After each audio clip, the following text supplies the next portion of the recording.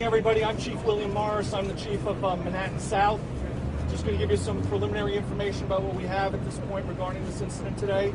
At about 3:30 this afternoon, we received a 911 call for a male who was scaling the outside glass here at Trump Towers. The address here is 725 Fifth Avenue.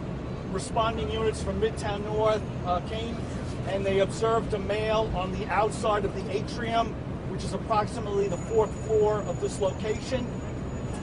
The responding units secured the interior of the Trump Towers, working with private security here, then also utilizing additional resources from patrol and also the Strategic Response Group and the Critical Response Command, and also including the Traffic Management Center.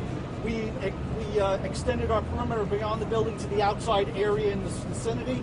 Once we had stabilized that perimeter, we requested the fire department and the emergency service unit.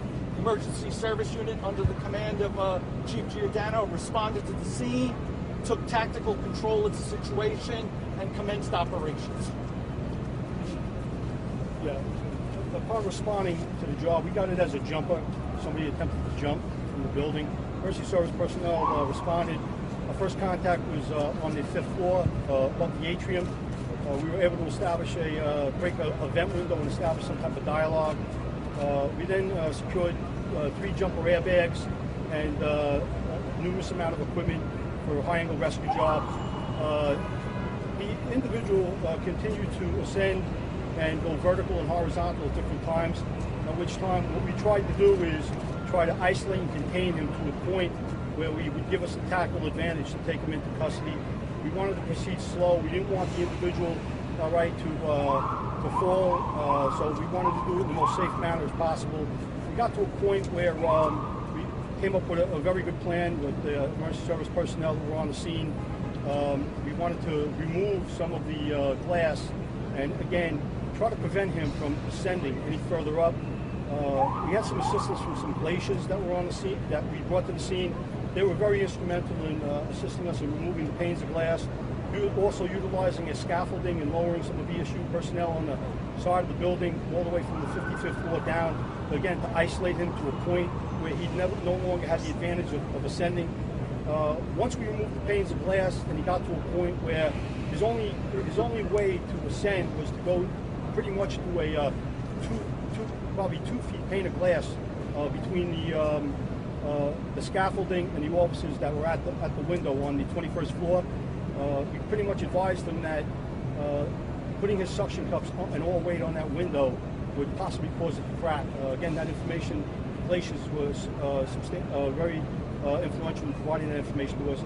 And then once he proceeded to pretty much ignore that and tried to ascend, Detective Williams and Detective Walker found they were in an opportune moment to tactically take advantage of that opportunity and bring that individual into safety through the window.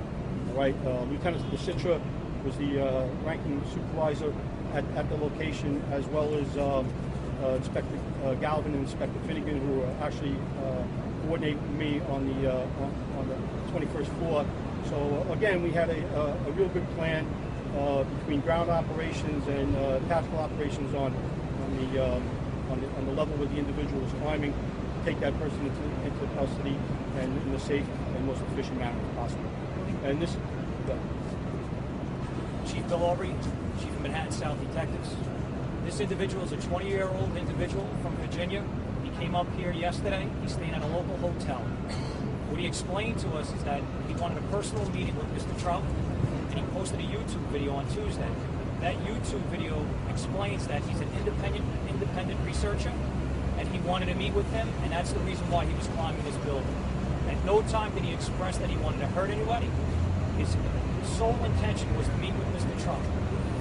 It took 3 hours to get him in custody, and upon getting him in custody, he explained the same thing, that he wanted Mr. Trump's attention, and he wanted a meeting.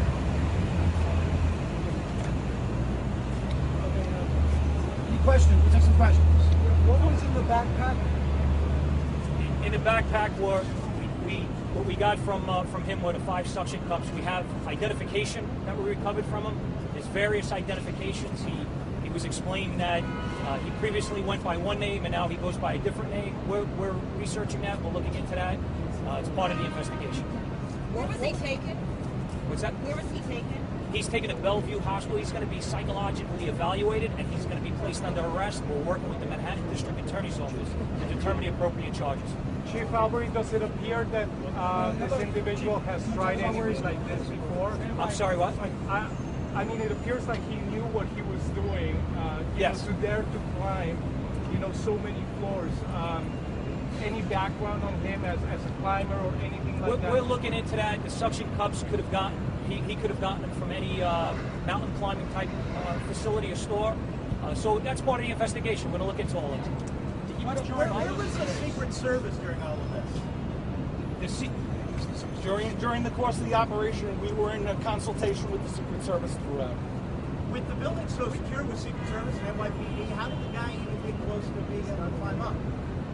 That matter's under investigation at this point. Did he put up a fight when he was being swung in? We talked to the detectives. Yeah, you're with the rescuing officers. As I said before, we were in consultation with the Secret Service throughout this operation. I would refer that question to the Secret Service. Could we talk some about the moment that you brought him in, what you were waiting for, the situation you were waiting for, and how it presented itself? All right, well, Chief Giorgiano can speak about when the decision was made, and then he'll have the two officers. That'd be great. Well, again, basically this conversation that was said was he wanted to climb to the top so that he could talk to Mr. Chief. That was the basis of most of this conversation. But again, what we wanted to do was get to a point where we would have the advantage, again, to be in close enough proximity to safely secure him and take him into custody without endangering any of the officers, and again, endangering even his life. So when he got to the point, like I said, when he was on that pane of window, where if he would have put all his weight, there was a possibility he could have cracked. All right, Chris Williams and Dave Walker, again, felt that that was an opportune moment, all right, for them to make that rescue and bring him into the location. Could you talk about that moment, what you were waiting for, what you were looking for, and how you took advantage of it? I was waiting for the perfect time to present itself when I felt it was safe for him and myself and my crew, so that when that time came, I did talk to my crew, let them know, listen, he's at a level where I am able to grab him safely and bring him in. When it presented itself, I reached out, took hold of his hand, and I said, sir, you need to come with me. And I brought him inside with the help of my partner, and we placed him in custody and handed him over to EMS. Did he resist? Did he resist when trying to bring him in? There seemed to be a little bit of a scuffle there. He thought about it. What did he say when you told him? He didn't have much to say about that. What happened inside the building? Was there a scuffle? Did you have to wrestle on the ground, anything like that? Or did he go peacefully? No, sir. He went peaceful. Can you talk about the conversations you had with him as he was climbing up? What were you saying to him? What was he saying back to you? You saw some moments when you were lowering the hook down and you were having some talks. What were those conversations? I was lowering the safety line to him to explain to him he should lock himself in. God forbid something happened. He was climbing for a while, and I could see that he was getting tired. And I said, if you lock this in, at least if you get tired, we will have it, and we move forward. And he refused to take the line. His thing was he wanted to talk to Trump. Who made the decision to cut the glass and then end up falling out off the building? My supervisor. So did you guys realize that he was right below you when that glass was cut? Because it seemed to almost fall right on top of you. No, it was to the side of him. We take all precautions for everyone's safety. Was he armed? When we made Did he have any gun or anything? When we made the decision, we initially made the decision, we actually took some glass, but he was in a position where it wasn't going to endanger him, so he was off to the side. Once he swung over to the other side, again, plan was developed upstairs that we couldn't do that anymore. So, again, the concept was to remove the window panes, and again, this would provide safety for not only him, but also officers and anybody below that were in rescue operations. So that decision was subsequently made based upon where he was and our ability now to contain him and isolate him to that location. Thank you, Chief. Thanks all. Thank you very much. What does it say to you that a man would go to this length